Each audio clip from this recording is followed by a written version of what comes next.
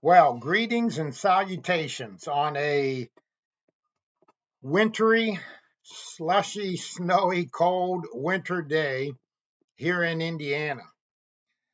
It's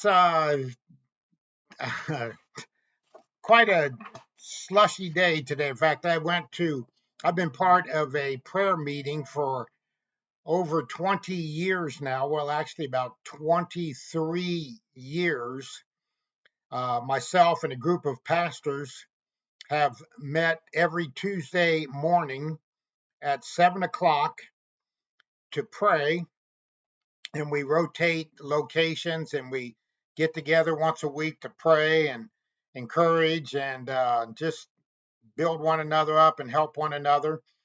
So I left the house this morning at about 6:40 because I was walking up to the university here in North Manchester where we were meeting in the chapel at the university today for our weekly pastor's prayer. Well, when I left the house, I knew it had snowed during the night, but I didn't realize when I left that it had been raining and was continuing to rain. Not a real hard rain, but a steady drizzle. And I'm walking up to the university, and the streets are all slushy. The sidewalks are all slushy, and my uh, coat's getting wet, my pants are getting wet, and worst of all, my socks and my shoes are getting wet.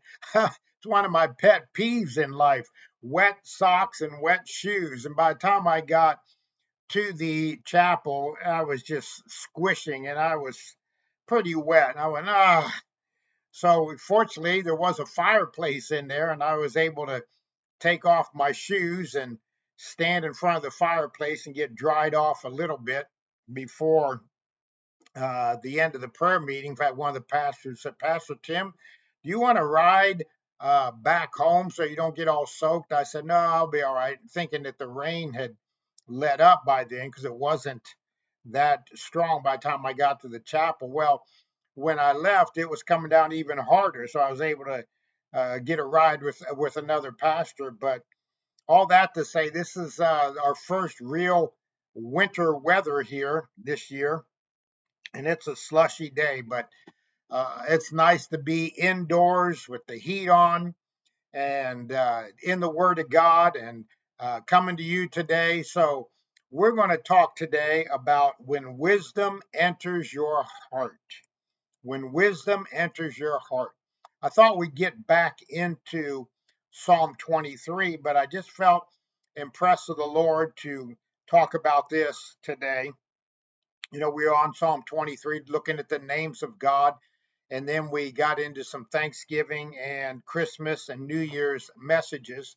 But I want to talk about uh, wisdom and the word today. And this ties right in with a New Year's message and about the importance of the word of God to to have a happy, blessed, prosperous year, new year, life, to embrace God's ways. The Word of God is so important.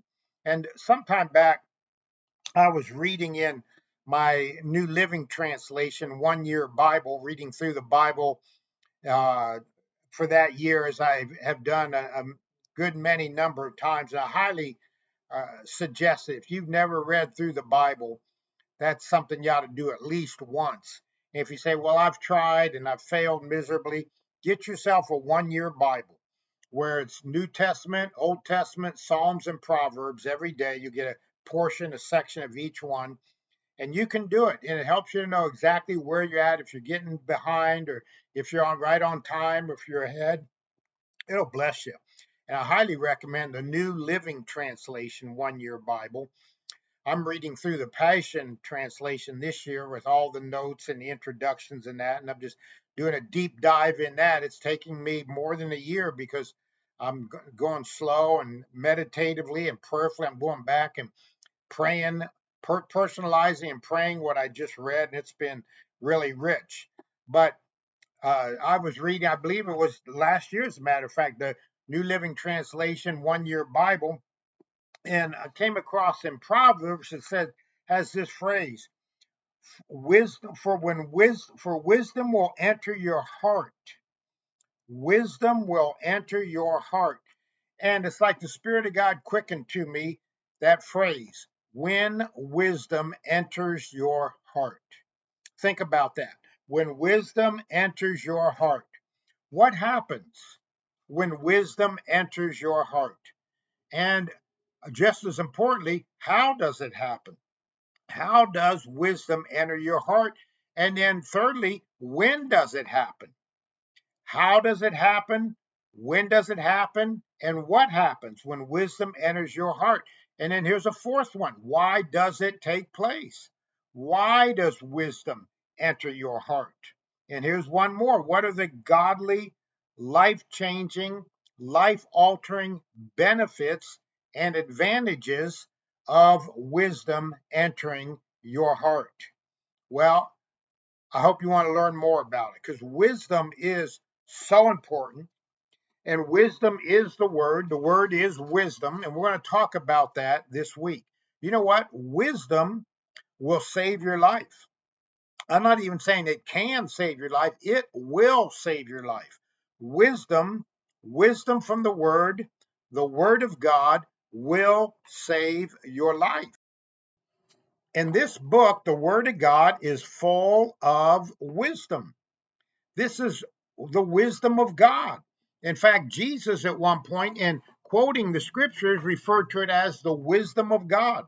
Said the wisdom of God has said, this is the wisdom of God, and this will save your life. The word of God will save your life. And we're going to talk about the benefits of wisdom and what happens when wisdom enters your heart. How does it happen? When does it happen?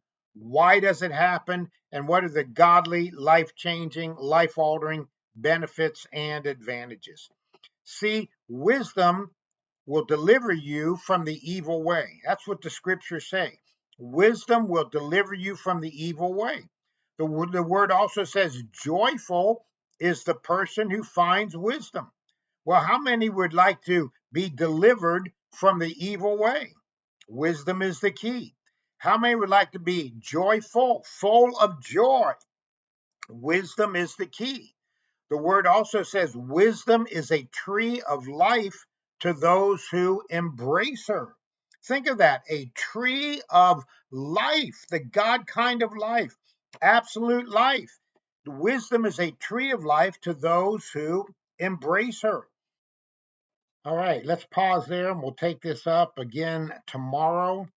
And if you've been enjoying these teachings, I'm going to ask you to please subscribe and like and comment so more people can see it. God bless you. We'll see you tomorrow. Embrace wisdom. Let wisdom enter your heart. Shalom.